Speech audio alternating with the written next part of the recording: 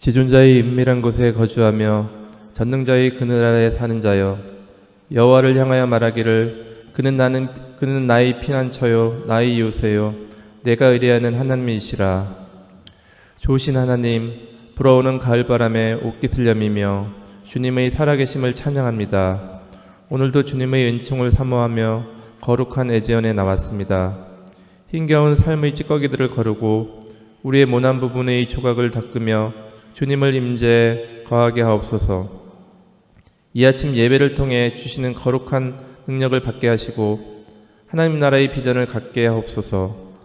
우리 구원자 되신 예수 그리스도의 이름으로 기도합니다. 아멘. 경배 찬송 23장 다 함께 부르시겠습니다.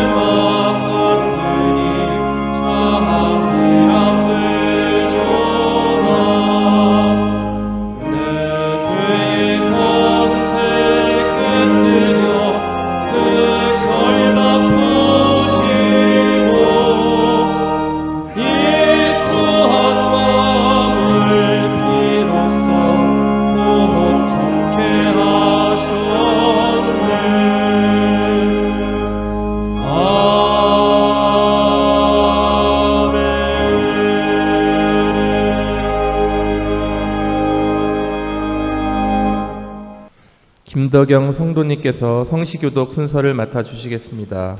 교독문 40번으로 성시교독 하시겠습니다.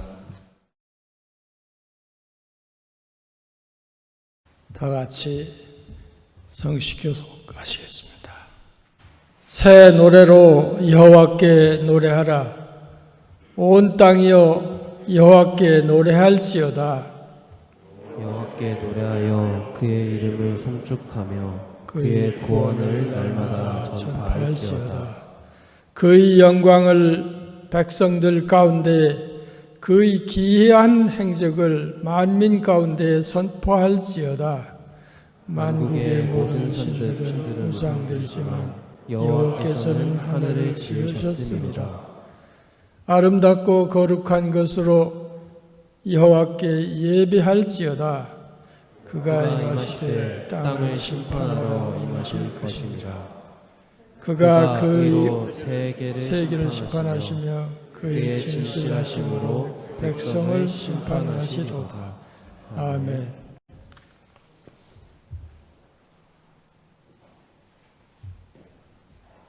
서정선 성도님께서 대표 기도해 주시겠습니다.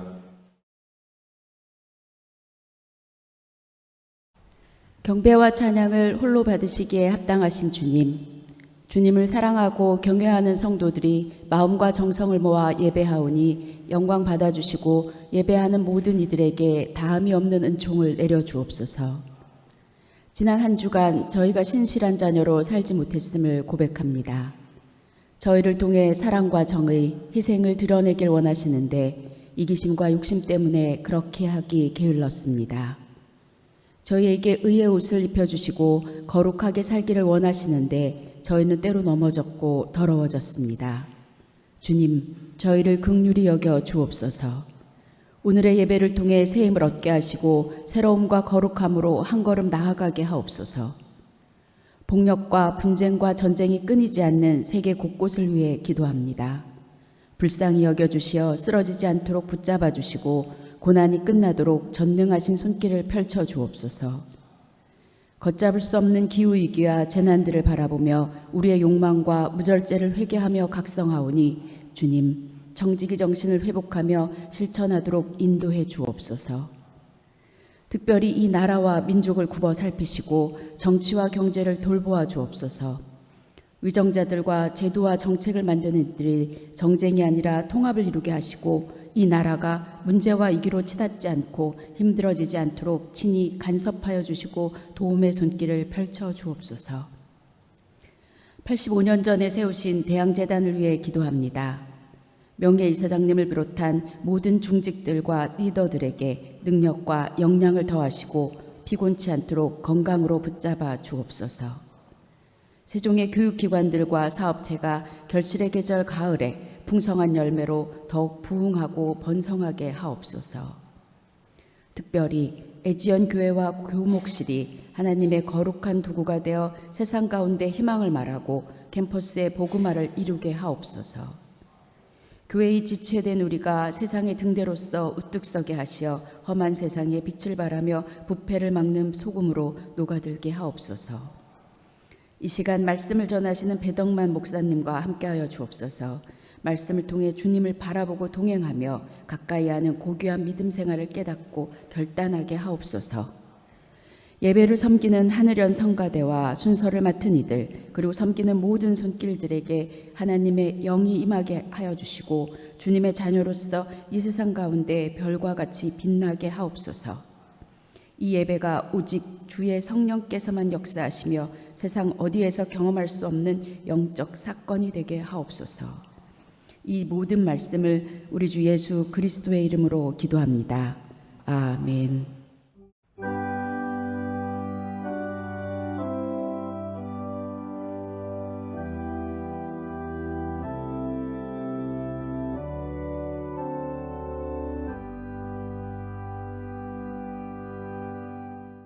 윤경희 성도님께서 성경 봉독해 주시겠습니다.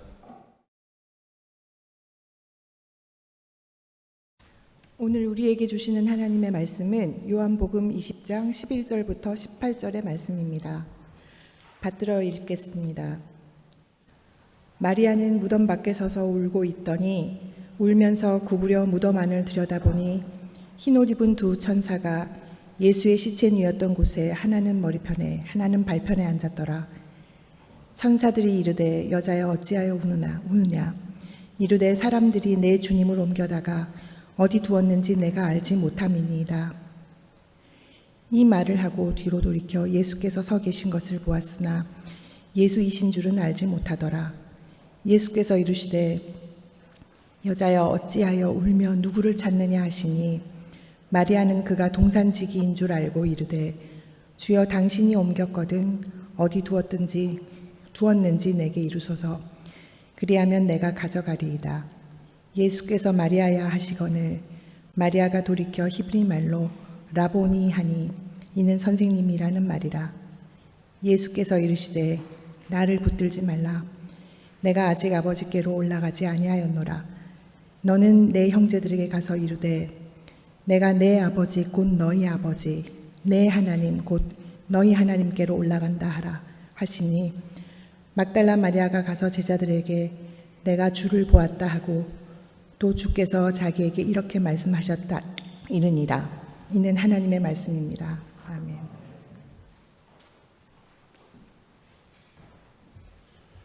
하늘연 성가대의 특별 찬양이 있겠습니다.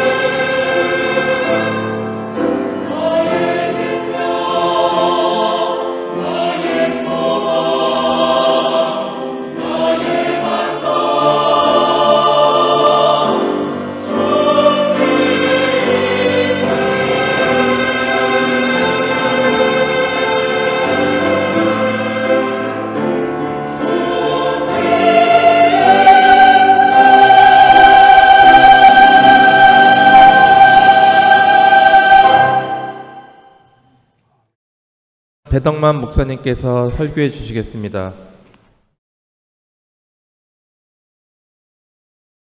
네, 오늘 말씀의 제목은 예수님과 우리 사이의 간격이라고 정했습니다. 현대인들은 언제부터인가 우리가 오랫동안 알았던 종교에 대한 혹은 신에 대한 이해에서 벗어나기 시작을 하고 있습니다. 저희 조상들이 생각했던 신, 종교와 또 제가 생각하는 종교, 그리고 신, 그리고 제 자식들이 또 생각하는 하나님과 기독교에 대한 이해가 계속 빠르게 달라지는 것들을 보게 됩니다. 또 종교가 사회 안에서 차지했던 영향력이나 권위도 우리가 생각했던 것보다 더 빠른 속도로 변해가고 있죠. 천지사방이 숭배 대상이기도 했고 그 안에 신들을 위해서 고사를 지내고 음식을 드리던 시절이 얼마 전입니다. 근데 더 이상 우리가 그런 행위들을 하지 않게 되고 오히려 그런 행위들을 기이하게 생각하게 되었습니다. 종교인들에 대한 이해도 달라지기 시작했죠. 제가 어릴 때 교회 가서 받았던 최초의 충격은 제가 들어간 화장실 옆에 우리 목사님이 들어오시는 것이었어요. 그게 저에게는 너무나 큰 충격이었고, 목사님도 그런 거 하시나 이래가지고 그게 우리 목사님을 그다음부터 한동안 쳐다보지 못했던 충격이 있습니다. 근데 최근에 우리 교회에서는 무슨 회의를 할 때 우리 나이 드신 성도들이 목사님이 결정하시면 되죠 이렇게 말하는데 되먹지 못한 우리 20대 청년들은 그거를 왜 목사한테 묻습니까? 이렇게 얘기를 해서 저의 고난을 전면적으로 부정을 하고 있습니다. 되게 많이 종교의 그 현상이 또 많이 바뀌고 있죠. 그렇게 된 데는 여러 가지 이유가 있습니다. 우리가 자연과학이 발달하지 않았었던 시절에 또 실제로 지리학이나 항해술이 발달하지 않았을 때에 우리의 육체적 감각 너머에 있는 세상에 대해서는 여전히 미지로 남아 있었고 그 이야기는 동화와 신화의 대상으로 남아 있었는데 직접 걸어가서 보니까 아무것도 없었고 직접 만져보니까 그냥 돌덩어리였고 그거에 대고 아무리 기도해도 병이 낫지 않는 것들을 경험한 사람들이 그야말로 디스일루전먼트가 되면서 일어나 돌아가게 됐습니다. 뿐만 아니라 교회가 주장했던 그 고귀한 꿈들, 이상들, 그리고 그 가치들이 있었는데 그것들을 종교 스스로가 부정하고 혹은 종교인들이 비종교인들보다 못한 도덕적 또 종교적 삶을 사는 것에 대한 또 실망이 이 사람들과 상종하면 안 되겠다라는 상처를 주면서 사람들을 교회 바깥으로, 종교 바깥으로 밀어내기도 했습니다. 이런저런 이유가 종교 일반에 대해서 그리고 우리가 믿는 신과 또 종교 생활에 대해서 환멸을 느끼고 사회에서 우리의 문화 속에서 종교의 위치는 점점 사그러들어 가는 것 같아요.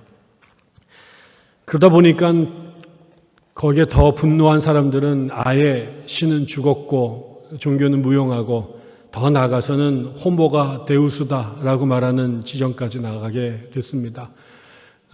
전근대 사회의 인간이 종교에 귀의했던 것은 아까처럼 우리의 능력 바깥에 있는 삶의 영역들이 있었고 그거를 우리 스스로 어찌할 수 없었기 때문에 초월자들의 도움을 요청했던 것들인데 그 유발 하라리의 말에 의하면 가장 중요했던 세 가지 이유가 하나는 질병이고 하나는 전쟁이고 하나는 굶주림이었는데 이런 것들이 어느새 인간 스스로가 기술과학의 발전 또 농업혁명, 과학혁명을 거치면서 하나씩 해결해 가기 시작했고 이제 전쟁이 벌어지는데 하나님의 개입을 아무리 요청해도 말씀을 안 해주시지만 유엔이나 그다음에 심지어 유엔 평화유지군이 가서 문제를 해결하는 것들을 보면서 이제 평화를 만드는 것도 신의 선물이 아니라 인간의 타협의 산물이다라는 생각들을 하게 되니 인간이 그러면 예전에 신이 하시던 역할 내가 다 하네, 우리가 신이네 라는 지경까지 가게 된 겁니다.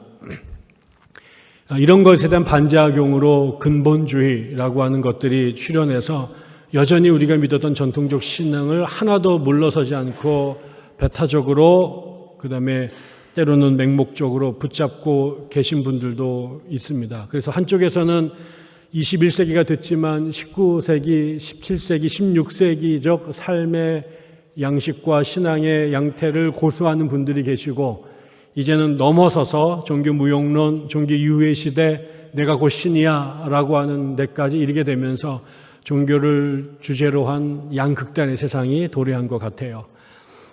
우리는 이 아침에도 여기서 하나님께 예배하러 모이게 되지만 어떤 이들에게는 도무지 이 현상을 이해할 수 없는 분들 계실 거라고 생각합니다. 저는 이 차이가 예수님과 인간 사이에 있는 간격이 아닐까라고 생각이 들어요. 오늘 저희가 예수의 부활 사건을 경험한 마리아, 그 마리아가 예수의 부활을 경험하면서 짧은 시간이지만 굉장히 빠른 속도로 그의 삶이 변해가는 모습들을 보면서 오늘 제가 던진 이 화두에 대한, 이 질문에 대한 답을 좀 찾아보려고 합니다. 예수님과 우리 사이에는 어떤 간격이 있을까?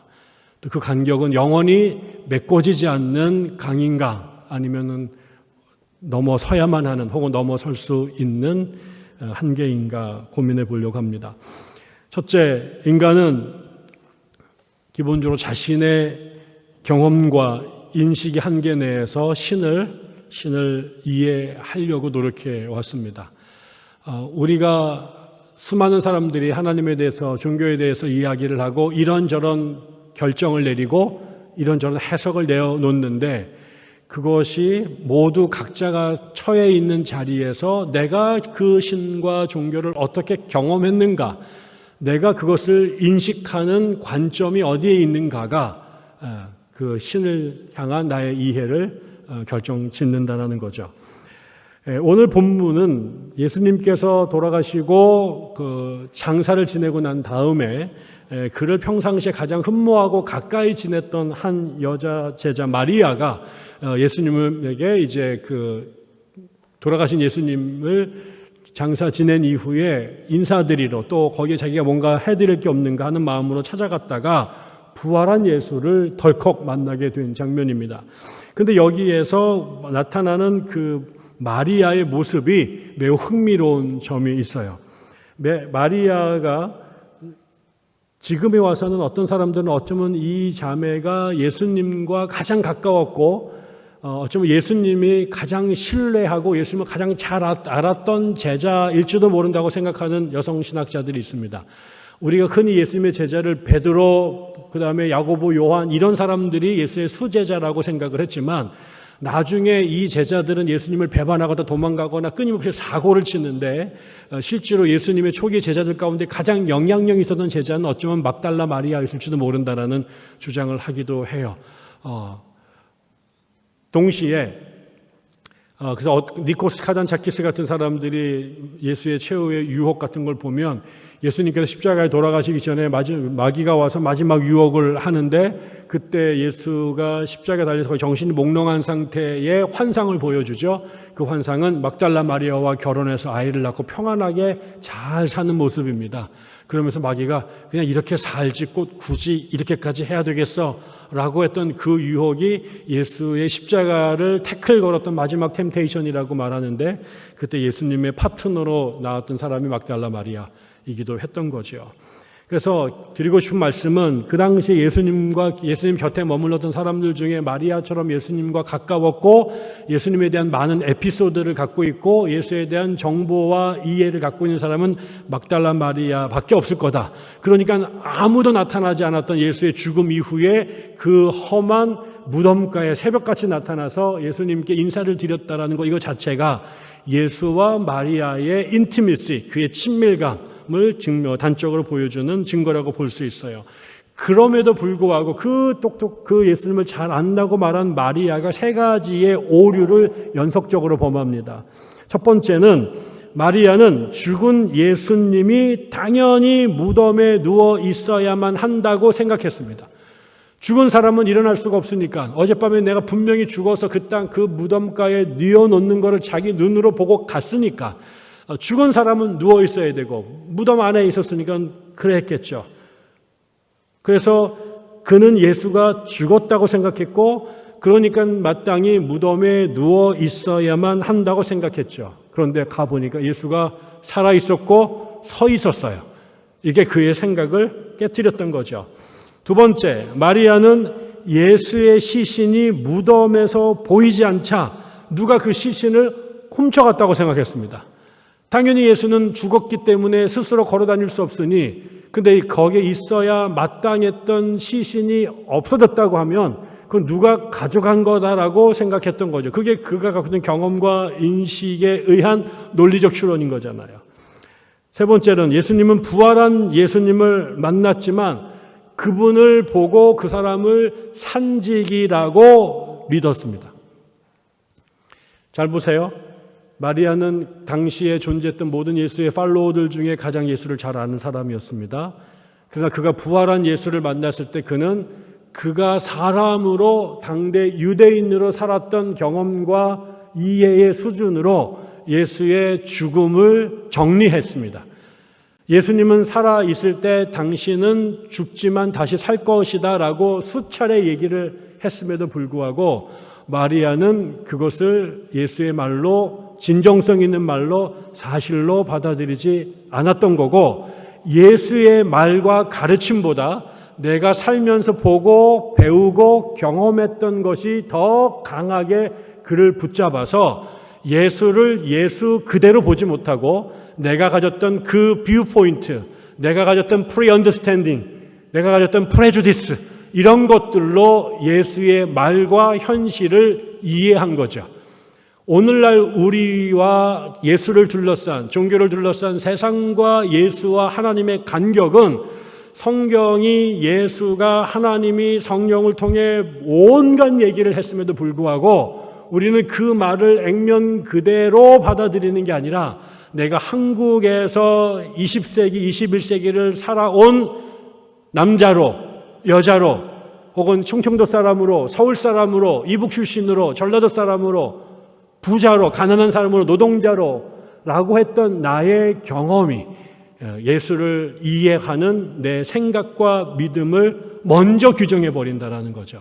그래서 하나님의 말을 하나님 말대로 받아들이지 못하고 성경을 읽어도 성경 그대로 아멘하지 못하고 그것을 내 안에 필터링해서 내 식으로 내 사고방식대로 예수를 만들어요. 마치 아까 말씀드린 것처럼 모세가 하나님은 형상이 없는 것이고 그분은 창조주시고 그래서 그분은 이 세상에 어떤 것으로 환원될 수 없다고 그렇게 얘기했지만 모세가 2달만 눈에 보이지 않아도 그들은 당장 당겼던 용수철이 돌아가는 것처럼 이집트의 종교 문화에 익숙했던 그들은 하나님을 황금송아지로 빚어내 버렸다라는 거죠. 흥미롭게 19세기 말에 미국의 중요한 대립된 2가지 신학이 나오는데 하나는 그 당시에 미국이 가장 잘 나가던 경제적으로 그야말로 우길승천하던 시절인데 그때 앤드류 카네기라고 하는 미국의 최고 CEO가 Gospel of the Wealth, 부의 복음이라고 하는 책을 씁니다. 그러면서 예수님, 이 시대는 자본주의 시대고 지금 우리가 열심히 노력하면 얼마든지 부를 축적할 수 있는 것이고 그 부의 축적은 결코 그릇되거나 잘못된 것이 아니다. 그래서 우리가 모두 해야 될 것은 열심히 노동해서 우리의 부를 축적해야 된다라고 하는 내용의 글을 쓰죠. 이게 번영신학의 출발점이 됩니다. 근데 똑같은 시대에는 그 미국이 산업적으로 발전할 때는 또 노사 문제가 가장 강력하게 벌어지면서 노동조합 운동이 출발하던 시절이었고 그때 이 카네기나 아니면 락펠러나 그 다음에 아니면 그 밴더빌트 같은 거부들이 나타날 때 먹고 죽을 그냥 말로 물 한 컵이 없어서 도시에서 슬럼가에서 비참하게 죽어가는 노동자들을 보면서 이 세상의 노동의 정의 그 다음에 하나님께서 이 땅에 오신다면 그분이 돌볼 사회적 약자와 강도 만난 유대인은 바로 이 시대의 노동자 농민들이다. 그래서 그 사람들을 위한 새로운 복음, 그게 소셜 가스펠이라고 하는 것이 통치대에 출현하게 되죠. 같은 하나님을 바라보는데 내가 CEO냐 아니면 내가 노동조합 조합원이냐에 따라서 성경이 그들의 눈으로 읽게 되고 갑자기 하나님은 노동운동가에서 또 하나님은 갑자기 CEO로 계속 트랜스포메이션을 해야 되는 일들이 벌어지게 된 겁니다.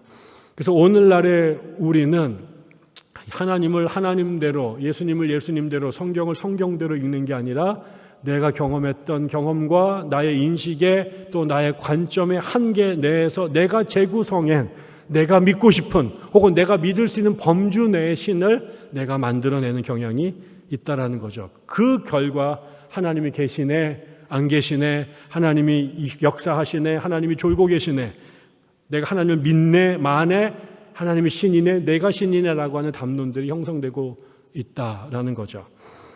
이거에 대해서 예수님은 정반대의 모습을 보여줍니다. 두 번째, 예수님은 그러한 인간의 예상과 통제 밖에 계셨다라는 거예요. 오늘 본문에서 예수님은 마리아의 상식이나 예상을 끊임없이 초월하고 부수시는 모습으로 나타납니다. 먼저 사람들이 예수님을 십자가에 죽였으나, 그래서 사람들은 예수가 죽었다고 생각했고 무덤에 누워있다고 생각했으나 예수는 죽지 않고 다시 살아 부활하셨다라는 거죠.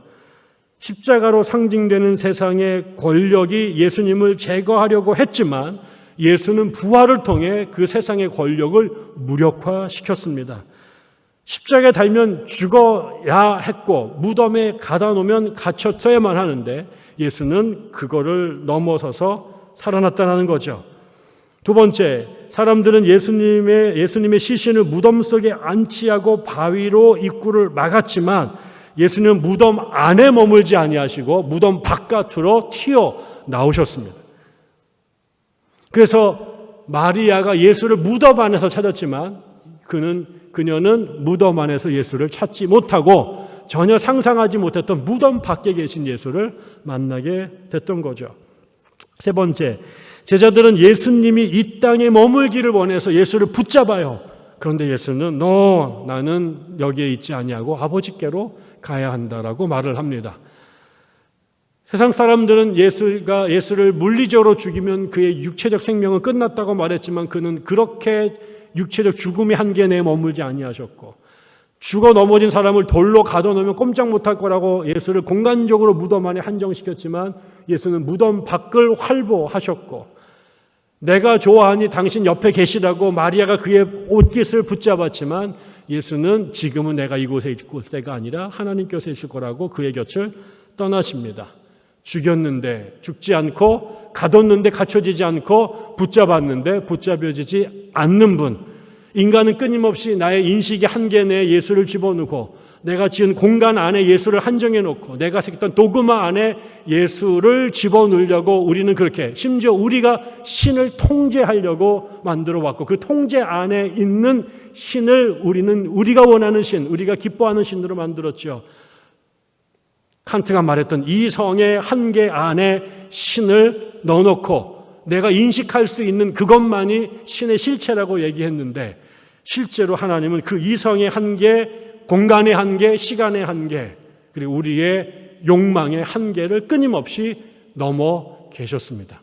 그게 하나님과 예수님과 우리 사이의 간격입니다. 답답하죠.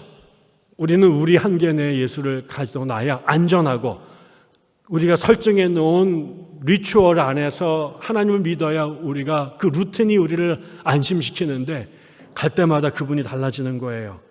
그런 줄 알았는데 그 밖에 계시는 거예요. 제가 미국의 유학 시절에 한 세미나에 아메리칸 지저스 세미나라는 걸 들었어요. 그게 뭐였냐면 미국의 문화 속에서 예수가 어떻게 인종과 에트닉에 의해서 다르게 표현되었는가라는 것. 그래서 예수에 대한 온갖 그림들을 보는 시간이었습니다. 만났더니 흑인들은 예수를 여러분 아시면 일단 흑인 예수는요, 입술이 이렇게 두껍고요, 얼굴이 까맣게 그립니다. 그 다음에 이 카리브안에서 왔던 이 레게를 하는 사람들의 예수는요, 일단 우통을 벗고요, 머리가 웨이브가 있고 아주 멋있습니다. 그 다음에 우리가 아는 것처럼 백인들은 예수의 눈을 블루로 그리고, 그 다음에 머리가 백발이 아니라 금발로.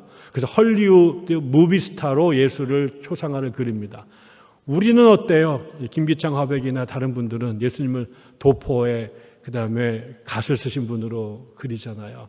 이런 예수를 그리면서 아프리카 사람들은 예수님이 얼굴이 까맣다고 주장했고, 또 카리브 사람들은 예수님이 갑바가 나왔다고 말하고, 그 다음에 또 백인들은 예수님의 눈이 파랗다고 주장을 한 거예요. 그래서 제가 궁금해가지고 선생님께 질문을 했습니다. 선생님, 그러면 제가 한 가지 질문이 있습니다. 만약에 우리 딸이 지금 유치원에 다니는데 이 아이가 학교에 갔더니 거기에 스페니쉬도 있고 화이트도 있고 블랙도 있고 옐로우도 있는데, 이 아이들끼리 논쟁이 벌어졌다고 칩시다. 흑인 아이가 와가지고 야, 우리 교회에서는 예수님은 블랙이야 라고 우기니까 옆에 있던 라티노가 웃기는 소리 하고 있네. 그 어떻게 예수님이 블랙이야? 그분은 저기 웨이브가 이렇게 있고 갑바가 있고 막 이런 건데. 그랬더니 우리 딸 아이가 또 목사 자식이라고, 야, 까불지 마, 내가 다 평정해 줄게. 우리 아빠가 그러는데 예수님은 한국 사람이래. 이렇게 주장을 하다가 지들끼리 싸움이 났다고 칩시다. 그럼 그 아이가, 우리 아이가 결국은 못 이겨가지고 씩씩거리면서 저한테 와서, 아빠, 어떤 게 리얼 크라이스트야, 리얼 지저스야, 그게 블랙이야, 옐로우야, 화이트야, 아니면 라티노야? 그럼 선생님, 제가 뭐라고 대답을 해야 될까요? 라고 저희 교수님께 여쭤봤습니다. 그랬더니 그분이 씩 웃으시더니 그게 하나님 아닐까요? 노란 줄 알았는데 가만히 보니까 하얗고, 하얀 줄 아는데 가만히 보니까 그 뒤에 까맣게 계시고, 그 하얀 거 까만 거 섞으면 그건가? 그랬더니 그 너머의 색깔로 예수가 보이는 것. 그래서 우리가 끊임없이 자신들의 색깔로 예수의 피부 색깔을 고정시키려고 하지만 그것을 계속 넘어 계시는 그 하나님. 그래서 우리가 계속해서 그분을 노랗게 그려야 될까, 하얗게 그려야 될까, 아니면 다 섞여 그 무지개일까라고 하지만 끝내 그걸 넘어 계시는 하나님. 그래서 우리가 그분을 하나님이라고 믿는 게 아닐까요? 그러니까 저는 뭔 개소리야 라고 얘기를 했는데, 생각해 보니까 그 말씀이 맞는 것 같아요. 우리는 우리의 경험과 인식 한계 내에 하나님을 하나로 고정시켜 놓으려고 하지만, 그 하나님은 끊임없이 그 고정선 바깥에 계시는 모습들을 역사가 보여줬습니다. 그럼 희망이 없는 걸까? 그럼 하나님과 우리 사이에 있는 그 간격은 끝내 넘어설 수 없는 걸까?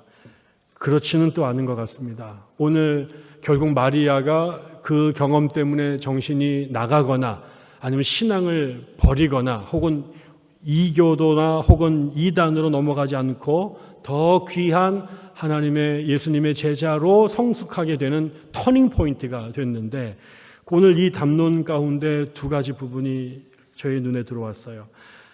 너무 놀랐고 그래서 횡설수설하고 황당해서 어쩔 줄 모르는 그 마리아가 정신을 차리고 예수의 부활을 인지하고 그 다음에 예수를 알아보고 예수를 믿어서 거기서 정신줄 나간 여자가 아니라 제자들에게 달려가서 부활하신 예수의 소식을 전하는 예수의 증인으로 변화되는데, 그 자리에 누가 도와주냐면 두 명의 존재가 있어요. 하나는 천사였고 하나는 예수님 자신이었어요.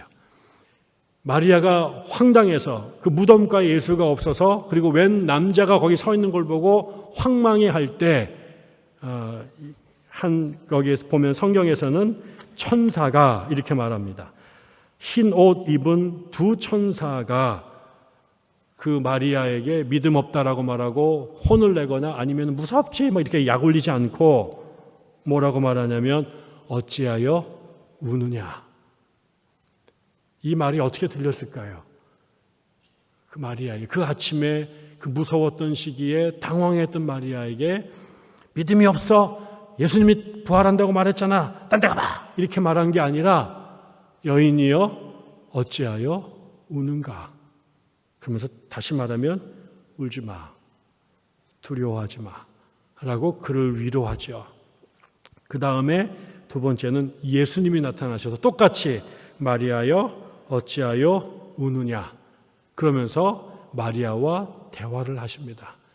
그리고 그녀의 질문에 대답을 하시고 그 예수의 예언들을 상기시키고 지금 예수의 계획을 말씀해 주시고, 그래서 그 여인이 지금 뭘 해야 되는지에 대하여 예수가 가르쳐 주십니다. 마리아가 연구해서 깨달은 게 아니라 부활하신 주님이 찾아오셔서 당신을 아포칼립스 계시하시고 이 현실을 성령의 도움 속에 설명하셔서 그 마리아가 사실을 이해하고 인지하고 각을 하고 어떻게 살지를 정하게 돕습니다. 우리가 하나님과 우리 사이에, 성경과 우리 사이에, 예수님과 우리 사이에 깊은 심연의 갭이 있지만 이게 영원히 건널 수 없는 요단강이 아니라 예수가 그 강을 넘으셔서 천사를 보내셔서 성령을 보내셔서 당신의 사도들을 보내셔서 당신들의 선교사들을 보내셔서 당신들의 교사들을 보내셔서 이 사태를 설명하고 깨닫도록 끊임없이 도와주시는 거죠. 오늘 이 자리도 그런 자리 아닐까요?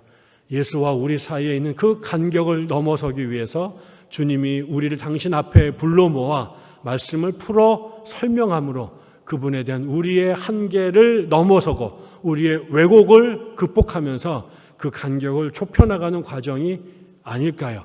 우리가 새벽마다 모여서 하는 이 힘든 신학 공부가 그 간격을 넘기 위한, 당신이 감히 내가 그분의 천사라고 말할 수는 없지만 천사 비스무르한 애가 와서 막달라 마리아의 그 두려움과 무지를, 왜곡을 넘어서도록 도와주셨던 노력이 아닐까요?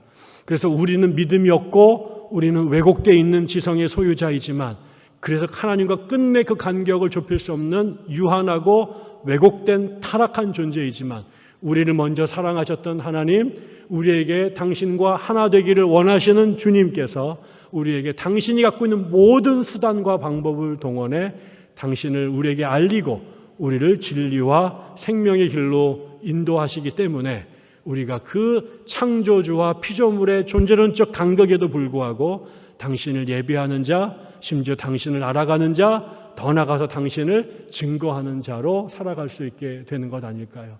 지금 비록 우리의 그 모든 것은 연약하고 유약하지만 그것이 완결과 종결이 아니라 시작이고, 우리에게 나머진 시간 동안, 아니 그 시간을 넘어선 영원 동안 우리가 좀 더 하나님을 제대로 알고 하나님과 보다 가까워져서 하나님의 온전한 사람으로 변화, 성화될 수 있는 일을 하나님이 주도해서 하고 계시기 때문에 이것이 우리에게 소망이 있는 것 같습니다. 부디 우리의 삶이 세월이 지나가면서 육신은 후패하여지나 우리가 하나님 안에 우리의 속사람은 날마다 새로워져서 하나님을 보다 온전히 알고 그분의 사람으로 그분과 함께 더불어가는 주님의 사람들 되실 수 있기를 주의 이름으로 축원합니다.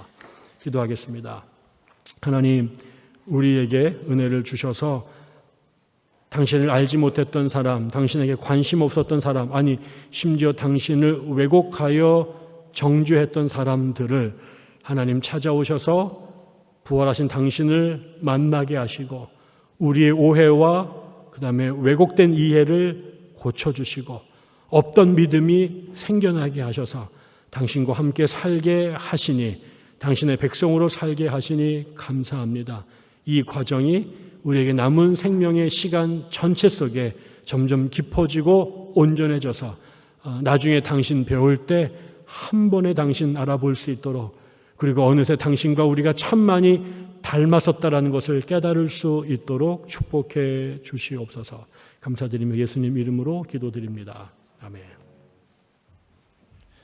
은혜의 말씀 감사합니다. 이 시간은 헌금 봉헌 및 헌금 기도 순서입니다. 백호장 성도님의 특승 후 강지훈 성도님께서 드려진 예물 봉헌과 기도를 해주시겠습니다.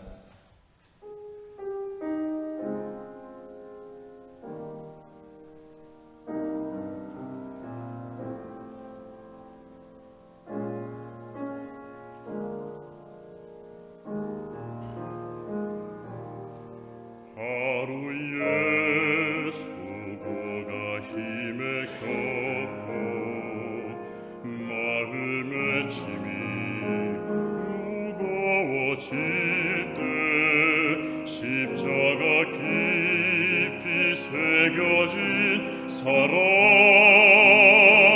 영원한 사랑 붙잡게 하소서.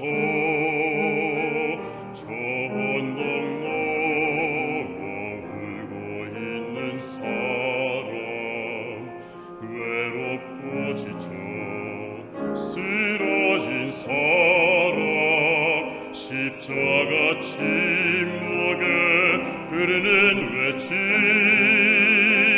그 사랑의 외침 듣게 하소서. 어디를 가든지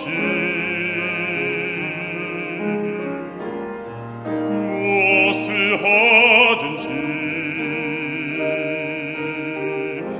나 십자가 떠날 수 없고 나 건강하든지 병약하든지 십자가 사랑 부인할 수 없네.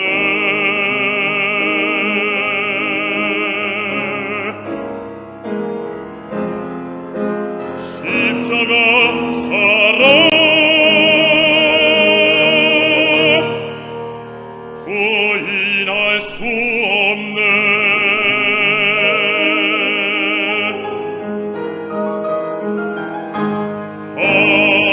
하나님 크신 사랑은 증량다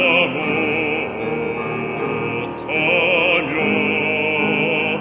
영원히 변치 않는 사랑 성도여 찬양하세. 성도여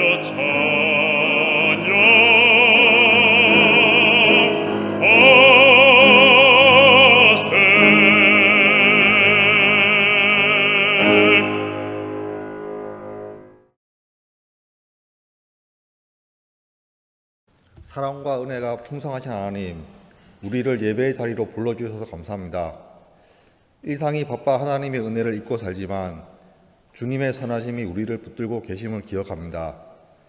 그 은혜와 사랑을 기억하며 살게 하시고 감사로 화답하며 거룩함과 구별됨으로 살게 하옵소서. 하나님의 주권을 인정하며 겸손한 마음으로 우리의 물질을 구별하여 하나님께 올려드립니다. 기쁨으로 흠향하시고 예물이 쓰여지는 곳마다 성도의 아름다운 교제가 있게 하시며 예수 그리스도의 향기가 전해져 마른 땅에 생기가 일어나듯이 이 땅 곳곳에 그리스도의 계절이 오게 하옵소서. 예물을 드리는 손길을 기억하셔서 가정과 일터간 하나님의 평안이 있게 하시며 특별히 영육간의 강건을 붙잡아 주셔서 상과 사역에 부족함이 없도록 구석구석 세밀한 손길로 인도하여 주옵소서.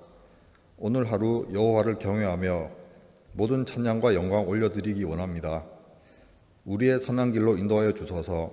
살아계신 예수님의 이름으로 기도드립니다. 아멘.